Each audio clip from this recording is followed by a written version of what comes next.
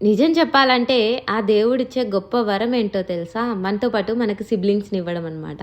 నాకైతే మా చెల్లి, మా తమ్ముడు చాలా లక్కీ అండ్ బ్యాక్ సపోర్ట్. ఏ కష్టమొచ్చినా, నష్టమొచ్చినా, ఆనందమొచ్చినా, ఎంత బాధేసినా నాతో పాటు ఈక్వల్‌గా షేర్ చేసిన వాళ్ళు ఎవర్రా అంటే ఫస్ట్ ప్లేస్‌లో తమ్ముడు, చెల్లెలు ఉంటారనమాట.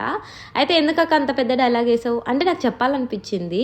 మీలో కూడా ఇలా అనుకునే వాళ్ళు ఉన్నారా? ఉంటే కామెంట్ చేయండి. 100%లో ఒక 20% మెంబర్స్ మాత్రం డిసప్పాయింటెడ్‌గా ఉంటారు కానీ 80% చాలా హ్యాపీగా ఉంటారు సిబ్లింగ్స్ వల్ల. సింగిల్గా పుట్టిన వాళ్ళకి ఇంకా నేనేం చెప్పలేను.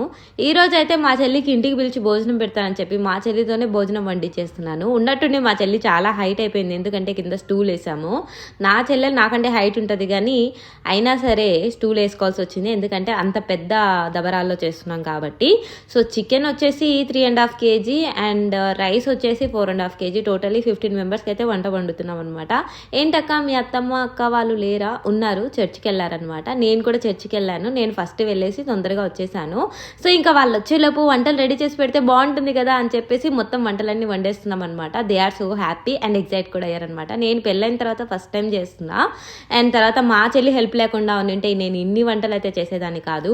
కల్ల రైసు, చికెను, మటను, వడలు, పెరుగు పచ్చడి, గోంగూర పచ్చడి, వైట్ రైస్, అలాగే ఎర్ర కారం కూడా చేశాను. సారీ చేశాను కాదు, చేశాము. మా చెల్లె ఎక్కువ వంటలు చేసేసింది. మొత్తానికైతే మేము చేసిన ఈ రెసిపీస్ అన్ని సూపర్గా కుదిరాయి. ఇంట్లో అందరూ కూడా చాలా బాగుందని చెప్పారు and we are so happy. Video నచ్చిందా? లైక్ చేయండి. ఇలాంటి వీడియోస్ కోసం ఫాలో చేయండి.